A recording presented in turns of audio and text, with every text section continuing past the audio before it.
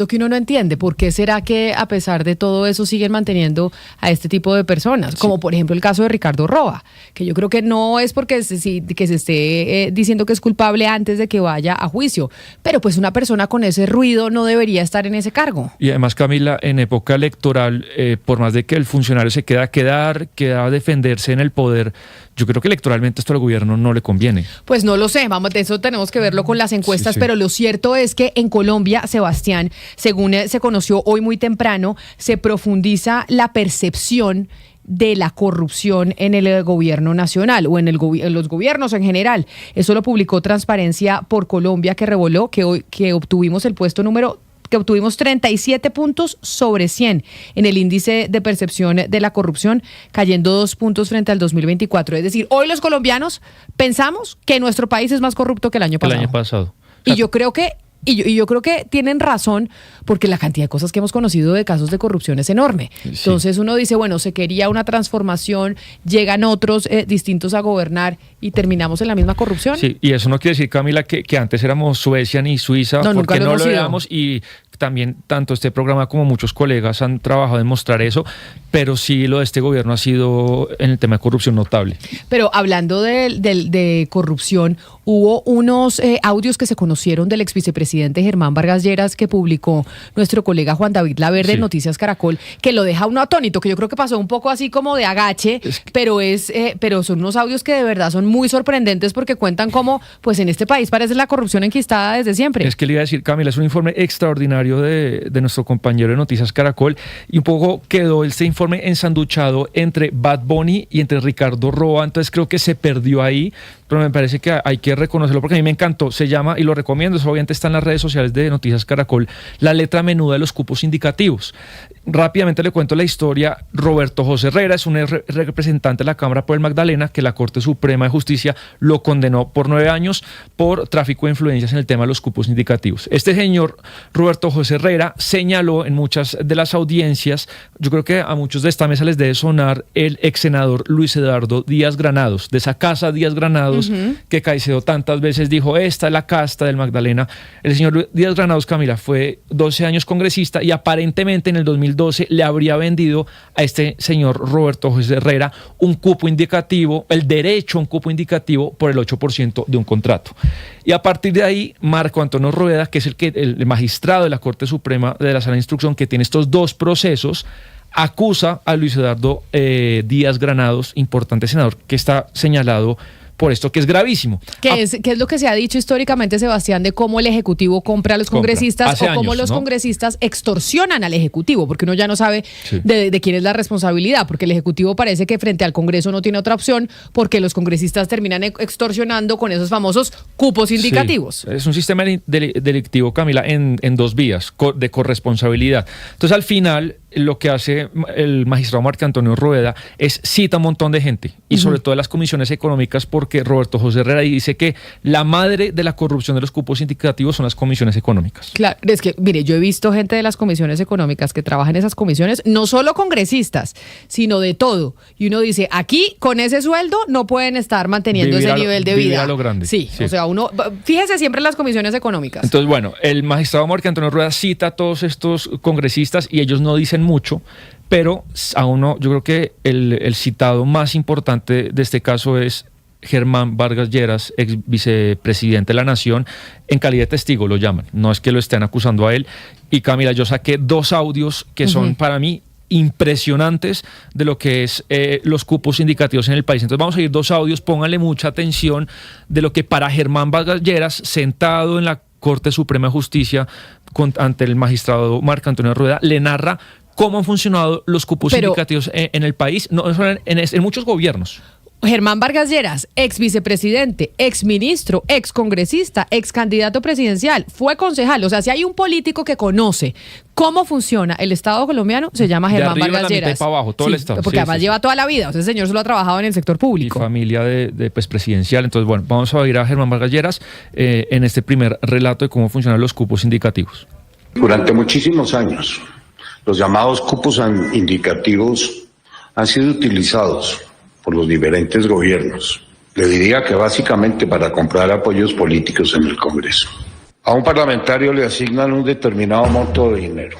El parlamentario señala a qué entidad del nivel territorial, mediante un contrato interadministrativo, le va a ser trasladada la suma. Y la práctica nefasta en este país es que siempre son designados a alcaldías de copartidarios o de personas afines.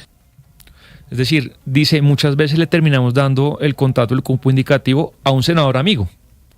Claro, porque es la manera de que les aprueban los proyectos, sí, claro, en el Congreso de la República. Y lo increíble es que el congresista dice, me hace el favor y ese cupo indicativo es un contrato que le tiene que dar a esta entidad, a la alcaldía, a la gobernación. Imagínese usted ayer que estábamos oyendo la propuesta de Roy Barreras diciendo que quería unificar los periodos presidenciales y de gobernaciones y alcaldías. Entonces al final, Camila, y antes de dar el segundo audio, el congresista que tiene derecho a ese cupo indicativo, listo, trae el contrato en el Magdalena y él le lleva al alcalde, al contratista, y ahí pues se reparten la coima o el serrucho entre ellos. Ahora vamos a oír, Camila, cuáles son las entidades protagonistas de este sistema de cupos indicativos. Era la forma en que en las comisiones económicas se lograba el mayor respaldo para el trámite de las reformas tributarias, para la aprobación del presupuesto general de la Nación. Y eso, me temo, funcionó así en las comisiones terceras y cuartas del Congreso. No podría generalizar, magistrado, el afirmar que todo ha sido así, porque pues no desconozco que hay parlamentarios que velan por el bienestar de sus regiones. Pero es evidente que en muchos otros casos eso ha ocurrido. Ha habido dependencias que tradicionalmente han sido utilizadas a ese efecto, como por ejemplo el DPS, como por ejemplo el INVIAS, lo fue en su momento Coldeportes y luego el Ministerio de Deporte, lo fue FONADE, ñoños, ¿no? DPS, Ocatpaz, INVIAS, que Ocaña Gamarra, claro, que eso ahí está, Ocaña Gamarra, donde está involucrado el ex fiscal general de la Nación, ¿cómo es que se llama?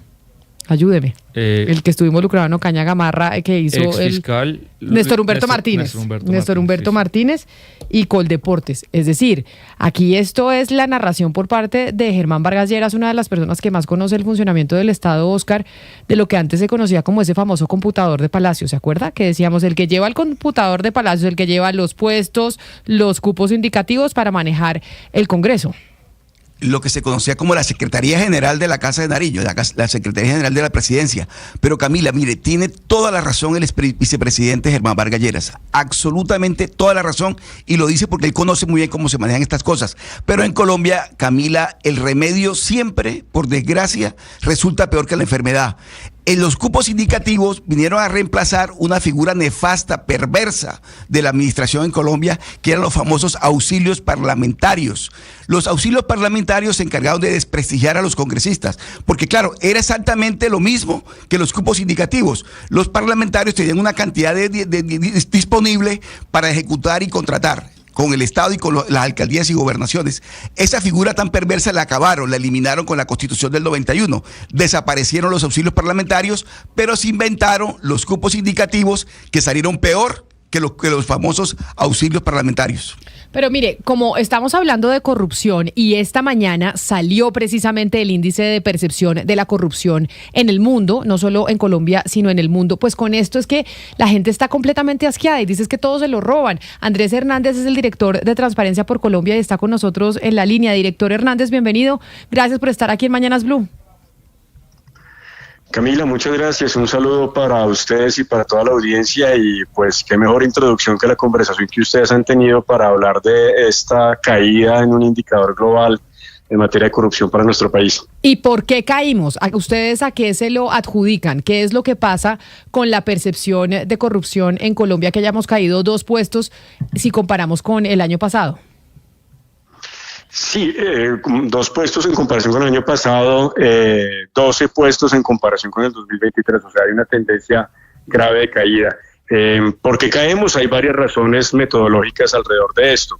Las fuentes miran el alcance de la corrupción en el ámbito del gobierno, en el Congreso, en la justicia, y es una mirada que hay desde afuera, pero que coincide en gran medida con lo que en Colombia vemos en el día a día, lastimosamente, de unos escándalos que cada vez son más complejos, cada vez generan mayor impacto y lastimosamente aún tienen una tarea muy grande por delante en términos de sanción. Entonces, lo que estamos viendo con este indicador es que en gran medida lo que los colombianas estamos padeciendo en materia de corrupción, pues también se está viendo desde afuera y con una tendencia a la baja, al deterioro, pues muy preocupante. Pero mire, usted me acaba de dar un dato que me parece sorprendente. Es decir, hemos bajado 12 puestos desde el 2023. O sea, en el gobierno actual hemos descendido 12 puestos en percepción de corrupción. Es decir, en estos 2-3 años hemos tenido a la gente pensando que cada vez somos más corruptos. Pues esa es la realidad de este indicador, Camila. Hubo una cosa muy importante que pasó al inicio de este gobierno y es que se generó una gran expectativa y eso se marcó en el índice de percepción de corrupción. Llegamos en 2023 a 40 puntos sobre 100, a un puesto 88. Pero desde ahí no hemos hecho sino descender. El año pasado caímos a 39, ahora 37 en términos de puntos y otra vez en el ranking acumulado son 12 puestos. Entonces, una tendencia negativa muy preocupante. De nuevo, la introducción que ustedes hacían pues es completamente alineada a esto. El deterioro es muy preocupante. Hay acciones que no se han tomado que necesitan mucha urgencia, mucho liderazgo y por supuesto mucha capacidad para generar resultados para que esta situación realmente cambie. Director Hernández, estamos viendo en estos momentos en pantalla precisamente el mapa del índice de corrupción que presentan ustedes a nivel global y que lo hicieron hoy por la mañana. Quienes se conectan con nosotros a través de nuestro canal de YouTube de Blue Radio en vivo pueden ver precisamente ese mapa. Y vemos que entre más oscuro hacia el vino tinto son los países con peor percepción de corrupción y hacia el amarillo, lo más clarito, son los países que están mejor calificados en el índice anticorrupción. Y yo pues veo casi que el planeta rojo.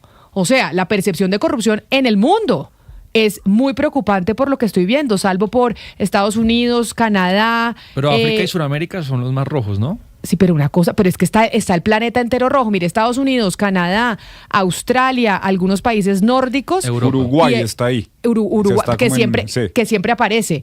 Pero el tema de la corrupción de la gente en los gobiernos, que la gente siente que se están robando la plata, es enorme. ¿Por qué, doctor Hernández? Pues la interpretación que ustedes hacen es completamente correcta. A nivel global hay un deterioro también asociado, y aquí voy a la respuesta a la pregunta en buena medida en el análisis que hacemos en Transparencia Internacional. Primero, a una pérdida de liderazgo global en estos temas. Necesitamos reactivar también ese liderazgo que demandamos para el nivel nacional, pero a nivel global. Recordemos que esta es una problemática transnacional. En muchos casos revelados por la prensa en Colombia, pues sabemos que los dineros se sacan del país en 5 minutos a través de una transferencia, a través de criptomonedas. Y esto a nivel global necesita una acción coordinada y colectiva. Los estándares internacionales lastimosamente están dejando de implementarse. Otra gran preocupación es que siguen persistiendo mecanismos para que ese dinero pueda fluir, ¿no? No solamente porque hay paraísos fiscales donde los dineros pueden moverse bastante rápido, sino porque hay actores en el mundo privado de manera general que facilitan que esto suceda así, y este es uno de los grandes focos a nivel transnacional, el rol de los facilitadores. O sea, una transacción de estas necesita un abogado, un contador, un asesor, un banco, una entidad financiera que ayude a mover esas cosas, y lastimosamente a nivel global no ha habido la suficiente ambición y contundencia para poderle fin a estos flujos financieros ilícitos asociados a corrupción transnacional. Director Hernández, quedémonos en esa palabra, en facilitador, y usted me corregirá. En esa percepción ciudadana que hay de la corrupción, ¿qué papel juegan los mecanismos de control estatal que se supone que estarían diseñados para que no se facilite este tipo de corrupción? Le doy, por ejemplo, el nombre del procurador, Gregorio Elhach, que uno, en todos estos escándalos de corrupción, uno esperaría que fuera el primero que estuviera con la bandera diciendo, mire, aquí hay algo mal. ¿Qué papel juegan esos mecanismos de control y la confianza en esos mecanismos cuando la gente da su opinión sobre la corrupción? Pues es un rol fundamental. Este instrumento no captura exclusivamente la opinión nacional, pero a través de otros datos que tenemos en Transparencia por Colombia, pues es evidente que hay una expectativa también muy alta frente al rol que puedan tener los órganos de control, que pues todavía tienen un trabajo muy amplio por hacer, sobre todo porque en Colombia tenemos un diseño institucional que ha privilegiado en buena medida la acción tardía, ¿no? Llegamos cuando los dineros ya se han robado, cuando ya se han desviado. Necesitamos ponerle muchísima más prevención. Aquí, por supuesto, los órganos de control tienen un rol fundamental y hay esfuerzos que hay que seguir fortaleciendo, por ejemplo, en vigilar mucho más la calidad del acceso a la información pública en materia de contratación, pero esto hace parte de una estrategia que como país necesitamos, una estrategia que no se ha logrado formular al nivel de ambición, de metas que nosotros en Transparencia por Colombia hemos querido recomendar. Nos hemos quedado con unas soluciones dispersas, técnicas, pero sobre todo en una falta de articulación entre esos órganos de control y muchas otras entidades que están llamadas a traer resultados. La expectativa es grande, los resultados no son los suficientes y eso significa que necesitamos no solamente redoblar esfuerzos, en un año electoral tenemos que además apelar a la ciudadanía para que ejerza un voto mucho más crítico frente a quienes llegan al poder. Sí, mire, y es que precisamente hablando de la ciudadanía, por ellos le quería preguntar porque en qué medida o cómo han revisado ustedes la influencia que tienen los ciudadanos que ellos mismos permiten que haya corrupción, desde el momento en que entonces por un puesto deciden apoyar a un candidato, o los mismos ciudadanos que ya han normalizado decir, es que la contratación pública, si no doy coima, pues no hay contrato y ese es el negocio, y la gente ya normaliza como si en la política hubiese un negocio. Eso también es una forma de corrupción desde los ciudadanos. Sí, claro que sí. También hemos llamado la atención en Transparencia por Colombia sobre esa justamente normalización o aparente normalización de la corrupción que hay en prácticas sociales, en prácticas más cotidianas, y eso, por supuesto, necesita un abordaje que no se puede hacer, por supuesto, a punta de una persecución judicial de persona por persona. Obviamente, como sociedad necesitamos tener unas transformaciones mucho más de fondo, pero ahí hay una alerta. Esto no quiere decir que entonces el problema es social y entonces la corrupción está ya en el ADN de las personas, como algún gran corrupto nos quiso hacer creer en Colombia, porque de todas formas aquí hay una responsabilidad, digamos, repartida entre las entidades que están llamadas justamente a liderar acciones, a generar sanciones, investigaciones, como lo mencionábamos ahora en órganos de control, pero la ciudadanía también tiene su parte, pero otra vez, la idea es que las responsabilidades no se pueden equiparar, o sea, no le puedo pedir al ciudadano que meta gente a la cárcel, no le puedo pedir al ciudadano que haga transformaciones cuando tampoco está viendo en el liderazgo del alto gobierno del Estado que hay grandísimos escándalos como los que estamos viendo casi que semanalmente, que por supuesto no generan ningún tipo de ejemplo para que realmente tengamos transformaciones más de fondo. Pues es el director de Transparencia por Colombia, Andrés Hernández, quienes hoy dieron a conocer el índice precisamente global en Transparencia Internacional de percepción de la corrupción, y a Colombia no le va nada bien, al mundo tampoco, pero a Colombia no le va bien porque desde el 2023 hemos bajado 12 puestos. Director Hernández, gracias por estar con nosotros aquí en Blue Radio. Con mucho gusto, solamente resaltar ese gran trabajo de la unidad de investigación de Caracol que ustedes estaban hablando hace un momento, cupos indicativos. Hay un objetivo claro de algo que hay que cambiar en este país. Mil gracias. A usted, mil gracias. 182 países se miden en este indicador. Nosotros estamos en el puesto 99, lo que quiere decir es que estamos un poquito arriba de la mitad, o sea, pasamos raspando. O sea, ¿usted se acuerda cuando uno llegaba 180, donde 182, estamos en el puesto 99. Entonces, no, estamos más abajo de la mitad, Camila. Más abajo de la mitad, tiene razón. La mitad sería 91, exacto. 91. Y nosotros estamos de 90. No, nos rajamos. Súper rajados. Nos rajamos. Tiene toda la razón. Ahí están mejor sus matemáticas que yo. Sí, no, y el último, digamos, la despedida del doctor Hernández me da pie camino una cosa, porque quería volver a cómo introducimos esta entrevista, que es con el tema de los cupos indicativos y Germán Vargas Lleras. Camila, si hay una persona que le puede resolver a Marco Antonio Rueda, a la Corte Suprema, de los colombianos, la historia de los cupos indicativos, es Andrea Ramírez. Ella es la memoria viva de ese tema. ¿Quién es Andrea Ramírez? Que acá lo hemos comentado, pero lo repito, Camila, era la jefe de María Alejandra Benavides en el Ministerio de Hacienda, porque ella duró siendo desde 2012 hasta el 2025 el enlace legislativo entre Hacienda y el Congreso, y la Fiscalía tiene bastantes pistas del rol que es ella. Camila, ella tiene pues una noticia criminal abierta, pero pues eso está un poco quieto. Ella, Andrea Ramírez, la persona que maneja Congreso y Hacienda en los últimos 15 años. Entonces, hay una persona que sabe de cupos indicativos. ¿Y por qué no la han llamado? La han llamado, ella ha dado testimonio, ella está nombrada y aparece en muchas de las cosas de la UNGRD, pero no está imputada. Y bueno, pues ella era la jefe de María Alejandra Benavides. Acordémonos que María Alejandra Benavides pues, fue la que un poco echó al agua de manera coloquial a Ricardo Bonilla. Pero usted, Sebastián, hacía ahora una pregunta que me parece bien importante, y es si todos esos escándalos de corrupción, estos niveles de corrupción que indican estos estudios, afecta de alguna u otra forma al gobierno y sus intenciones electorales. Yo creería que no mucho. Me parece que el gobierno ya está, Camila, protegido por una especie de teflón, y que ese 35, 38% que marca en las encuestas de favorabilidad, pues le permite pasar de agache frente a tanto escándalo de corrupción. Pues esperemos que no, no solo este gobierno, sino cualquiera. Es que no deberíamos reelegir corruptos. Y eso también está en la pregunta que hacía Lina, es cuál es nuestra responsabilidad como ciudadanía. Nosotros somos los que terminamos eligiendo a quienes se sientan en el Congreso de la República, a quienes llegan a la Casa de Nariño. Somos nosotros precisamente los que con nuestro voto terminamos poniendo a esa gente ahí. No existe sanción social. En Colombia no existe la sanción social. Mire, me cuentan mis amigos de Valledupar que la señora Juliana, la que está envuelta en todo este escándalo, en Valledupar la tratan como si fuera una estrella de cine. Eso la rodean y todo el mundo le hace venias a la señora Juliana. Pero la pues, misma Juliana que ha sido imputada por la Fiscalía General. O por ejemplo, entonces, vámonos a Córdoba. O vámonos a Córdoba, que está viviendo este drama tan terrible, y donde tienen Camila, a Saray Roballo y donde tienen al señor Emilio Tapia, que van a todos los restaurantes de Montería y no hay sanción social de nada. Y todos Camila, se sientan allá manteles con Saray Roballo y Emilio Tapia. Bueno, la señora Juliana Guerrero en Valledupar la tratan como estrella.